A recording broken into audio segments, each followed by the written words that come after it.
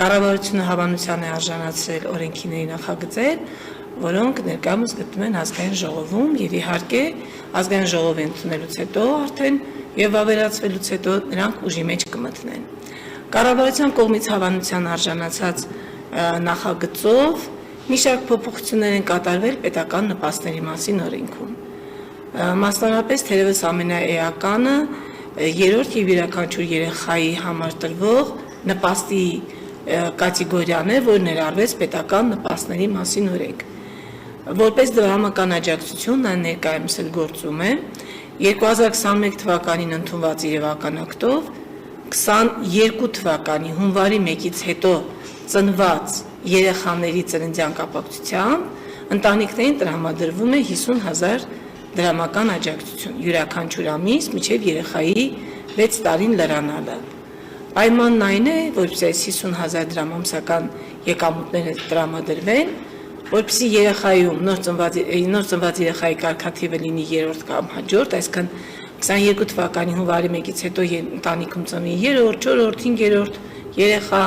մեկից ավել երեխա ծնվելու դեպքում տրվում է յուրաքանչյուր երեխայի համար, այսինքն օրինակ, եթե ընտանիքում առաջին անգամ եռյակ ծնվի, ապա յուրաքանչյուր երեխայի համար 50,000 դրամները կտրամադրվեն մինչև երեխաների 6 տարին լրանալը։ Պայմանը նաև որպեսզի երեխայի ծնողները լինեն ՀՀ քաղաքացիներ, առնվազն դիմող ծնողում դիմումի հիման վրա կնշանակվի լինի Հայաստանի Հանրապետության քաղաքացի։ Սա դրամական աջակցություն էր, իրականացվում էր որպես ծրագիր, ինքը այսպես փորձնական ծրագիր էր եւ բավական երկար 22 թվականից սկսած մենք իրականացրեցինք 22, 23, 24, 25։ 4 տարի իրականացրեցինք ծրագիրը, 25 թվականին նախարարության ազգային ինստիտուտը վերլուծություններ կատարեց, ուսումնասիրություններ կատարեց եւ ուսումնասիրության արդյունքով պարզվեց, որ այնուհանդերձ միջոցառումը դրական ազդեցություն ունի ժողովրդագրական իրավիճակի բարելավման համար։ Ըստ այդմ որոշվեց փոխել այդ դրամական աջակցության կարգավիճակը, փոխանակ տրամադրելու որպես միջոցառում, դարձնել ավելի պարտադիր,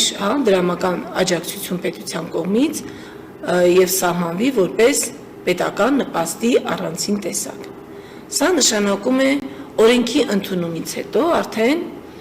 Հայաստանի Հանրապետության օրենսդրությամբ երեխայի ծննդյան կապակցությամբ կտրամադրվի 4 նպաստ, նախքին 3-ի փոխարեն։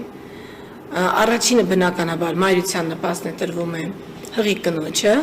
ընդ որում թե աշխատող, թե չաշխատող մամաներին։ Երկրորդը տրվում է երեխայի ծնվելուց, արդեն մյուս 3-ը տրամադրվում է երեխայի ծնվելուց հետո, երեխայի ծննդյան միանվագ նպաստը, մինչև 2 տարեկան երեխայի խնամքի նպաստը եւ այս 4-րդ տեսակը, որ կներմուծվի օրենքի ընդունումով, 3-րդ եւ յուրաքանչյուր երեխայի պետական նպաստը։ Առաջին ասացի բոլոր մամաներին է տրամադրվում, ծննդյան միանվագ նպաստը բոլոր ընտանիքներին է տրամադրվում, չաշխատող ներողություն, մինչև 2 տարեկան երեխայի խնամքի նպաստը դարձյալ բոլոր մամաներին է տրամադրվում, ես կասեի ծնողին, որտեղ մենք ունենք նաև հայր ու նշանակել ենք երեխայի խնամքի նպաստ, եւ այս 4-րդ տեսակը արդեն կարգատվից կախված ենք տալիս։ Ընդ որում պիտի դիտարկել այս օրենսդրական փոփոխությունը համակարգային, որովհետև զուգահեռաբար վերանայվում է նաև երեխայի ծննդյան միանվագ նպաստի համակարգը։ Մինչ այժմ ծննդյան միանվագ նպաստը տրվում էր կախված կարգաթվից, առաջին, երկրորդ երեխաների համար տրամադրվում է, այսօր էլ տրամադրվում է 300,000 դրամ, երրորդ եւ չորրորդ երեխաների դեպքում 1 միլիոնական դրամ եւ 5 եւ ավելի երեխայի դեպքում 1,500,000 դրամ։ Սա երեխայի ծննդյան միանվագ նպաստի գործող համակարգն է։ Այ երբ որ բերում ենք 50,000 դրամական աջակցությունը դարձնում ենք պետական նպաստի տեսակ, այսինքն տալիս ենք օրենքով սահմանված պարտավորություն կառավարության համար, զուգահեռաբար վերանայում ենք նաև երեխայի ծննդյան միանվագ նպաստը եւ ներդաշնակեցնում ենք ընդհանուրը։ Նախատեսվում է ծննդյան միանվագ նպաստի չափը համահարթեցնել, դարձնել 500,000 դրամ եւ առաջին եւ երկրորդ եւ երրորդ եւ չորրորդ եւ 5-րդ եւ յուրաքանչյուր հաջորդ, այսինքն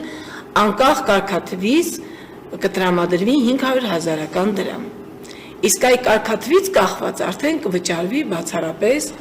երրորդ եւ յուրաքանչյուր երեխայի կապակցությամբ տրվող պետական նպաստը։ Շատ լավ, այս փոփոխությունները ինչին են ուղղված, հատկապես այս 500,000 դրամները, որ անկախ կարգաթվից սահմանվում է, ինչ ենք ակնկալում եւ ընդհանուր առմամբ դաշտում ինչ կփոխի։ Նպաստի որևէ տեսակը առանձնացնելու կարիք չկա, այնքան էլ տրամաբանական չի, երեխայի ծննդյան կապակցությամբ տրվող պետական նպաստների համակարգը ամբողջությամբ պիտի դիտարկել եւ ինքն ուղղված է ժողովրդագրական իրավիճակին բարելավմանը, որպեսզի նպաստի իրավիճակի բարելավմանը։ Պարզ է, որ առանցին որևէ նպաստ ինքնին վերցրած չի կարող ժողովրդագրական իրավիճակին այդպես կողմնորոշիչ, որոշիչ գործիքը լինել, համալիր պետք է նայել ոչ միայն պետական նպաստ համակարգով, այլ ընդհանրապես ձեռնարկվող միջոցառումների շրջանակներով պիտի դիտարկել ժողովրդագրական իրավիճակի բարելավումը եւ այս դեպքում երկու տարբեր նպաստներ կարգաթվով տրամադրել նպատակահարմար չէ, ստացվում է մենք բացառապես խրախուսում ենք երրորդ, չորրորդ, երրորդ եւ յուրաքանչյուր հաջորդ երեխայի ծնունդը, այն դեպքում, երբ որ մենք ունենք ծնունդների անկում 24 թվականին գրանցվեց ցավոք սրտի նվազում, 25 թվականում առաջին 9 ամսվա տվյալները այսպես մխիթարիչ չեն աճի տեսանկյունից, վերջին 7 տարիներին կայունացել ենք 2018 թվականից սկսած կայունացել ենք 36,000 շուրջ երեխայի ծննդի ցուցանիշի վրա, ցավոք սրտի 24 թվականին 36,000 ցուցանիշն իջավ, 33-ից 34,000 երեխա շուրջ ծնվեց, այսինքն պիտի համալիր միջոցառումներ ձեռնարկել նաև ընդհանուր ծնելիությունը խրախուսելու համար եւ այս պարագայում երրորդ, չորրորդին պիտի նախ առաջին երկրորդները նախորդեն, այնպես որ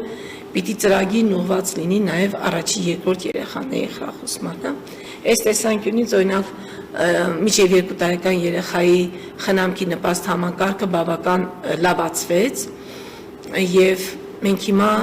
եթե նախկինում տրամադրում ենք միայն աշխատող մամաներին, այն էլ եթե գտնվում էր խնամքի արձակուրդում, հիմա տրամադրվում են բոլոր մամաներին եւ ընդհանրապես խնամքի արձակուրդում գտնվելու հանգամանքը էական է խնամքի չափը որոշելիս, եթե ծնողը կգտնվի խնամքի արձակուրդում, ապա նա ստանում է 37,500 դրամ, իսկ եթե նա չի գտնվում խնամքի արձակուրդում, անկախ էմանից աշխատում է, չի աշխատում, խնամքի նպաստի չափը 31,600 դրամ է։